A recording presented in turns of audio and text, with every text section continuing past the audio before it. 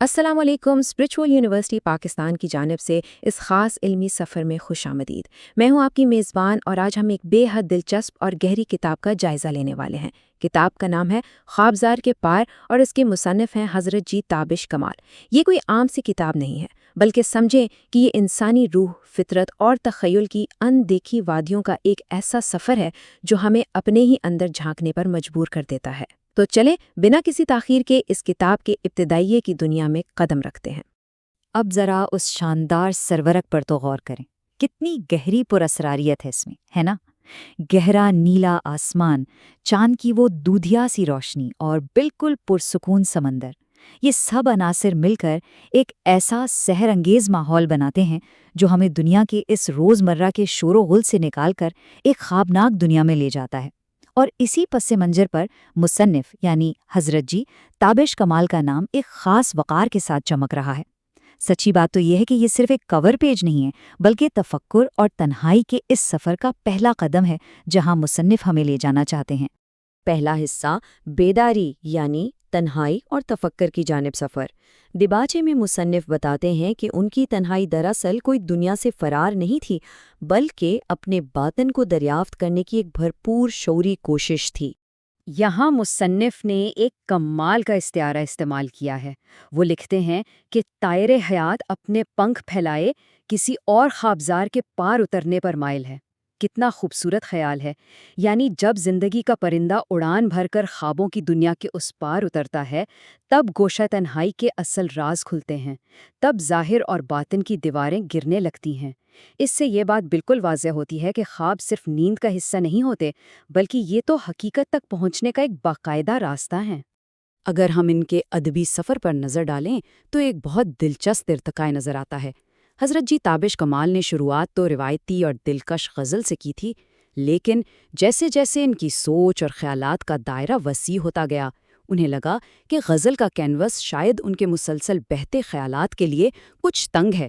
خاص طور پر راولپنڈی اور اسلام آباد کے متحرک ادبی حلقوں میں رہتے ہوئے ان کا جھکاؤ بتدریج نظم کی طرف ہو گیا، کیونکہ نظم ہی وہ صنف تھی جو انہیں اپنے گہرے اور طویل خیالات کو پوری روانی سے بیان کرنے کی مکمل آزادی دیتی تھی۔ پڑھتے ہیں دوسرے حصے کی جانب، ادبی سفر، اثرات اور اسلوب کا ارتقاء۔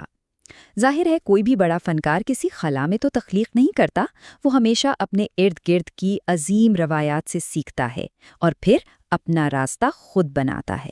جدید اردو نظم کے ان عظیم معماروں کو ہی دیکھ لیں، نیم راشد، فیض احمد فیض، مجید امجد، میراجی اور اختر الایمان۔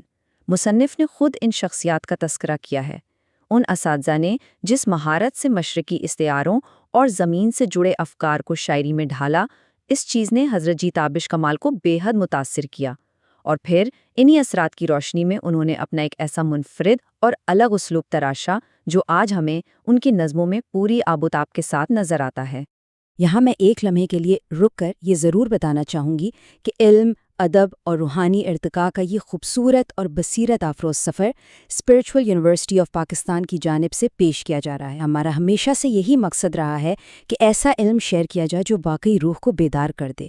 تو چلیں اسی بیداری کے احساس کے ساتھ مصنف کے مزید گہرے فلسفے کی جانب واپس چلتے ہیں۔ تیسرا حصہ ہے فلسفیانہ نقطۂ نظر، یعنی نوسٹیلجیا کی ایک بالکل نئی تشریح۔ دہائیوں تک زندگی کا گہرائی سے مشاہدہ کرنے کے بعد حضرت جی تابش کمال کا یہ نظریہ عام سوچ سے بہت مختلف اور حیران کن ہے۔ ہم عام طور پر ناسٹیلجیا کو کیا سمجھتے ہیں؟ ایک اداسی، ماضی کی یادوں کی قید، ایسا ہی ہے نا؟ لیکن اس کتاب میں مصنف کا نظریہ بالکل مختلف ہے۔ ان کے نزدیک ناسٹیلجیا کوئی باعث رنج چیز نہیں ہے، بلکہ یہ زندگی کے سفر میں ایک سچا ساتھی اور مددگار ہے۔ یہ ہمیں ماضی میں قید نہیں کرتا، بلکہ یہ تو ماضی کی وہ شاندار روشنی ہے جو ہمارے آج اور آنے والے کل کو روشن کرتی ہے۔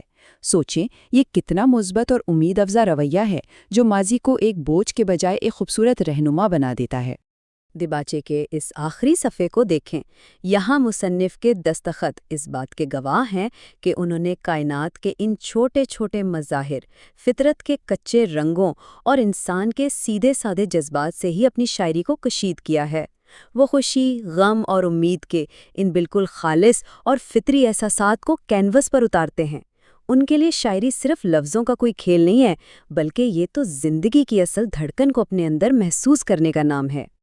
اور یہی وجہ ہے کہ وہ کہتے ہیں کہ وہ اپنے شب و روز کے اسی خواب زار کے پار سے روشنی حاصل کرتے ہیں۔ خوابوں کی یہ روشنی روزانہ صبح ایک نیا دریچہ کھولتی ہے، یہ لفظوں کی، منطق کی نئی نئی تعبیروں سے آشنا کرتی ہے۔ دراصل یہ ایک ایسی جستجو ہے، ایک ایسی کھوج ہے جو کبھی رکتی نہیں، جو ہمیشہ ہمارے آج اور ہمارے مستقبل کو ایک نئی امید، ایک نئی کرن کے ساتھ دیکھتی ہے۔ تو آج کے اس تفصیلی جائزے کے اختتام پر ایک بہت ہی گہرا سوال ابھرتا ہے۔ ذرا سوچئے کہ ہم کس طرح حضرت جی تابش کمال کی طرح اپنے خواب زار کے پار جا کر اپنے ہی خوابوں کی روشنی سے اپنے موجودہ لمحے کی حقیقت کو منور کر سکتے ہیں۔ یہ کتاب دراصل ہمیں خود اپنے اندر جھانکنے کا ایک کمال کا موقع دیتی ہے۔ خیر، آخر میں ایک بار پھر بتاتی چلوں کہ یہ شاندار علمی پیشکش اسپرچول یونیورسٹی آف پاکستان کی جانب سے بنائی گئی تھی۔ اس روحانی اور ادبی سفر میں ہمارے ساتھ رہنے کا بے حد شکریہ۔ اپنے خوابوں کی روشنی کو ہمیشہ زندہ رکھیے۔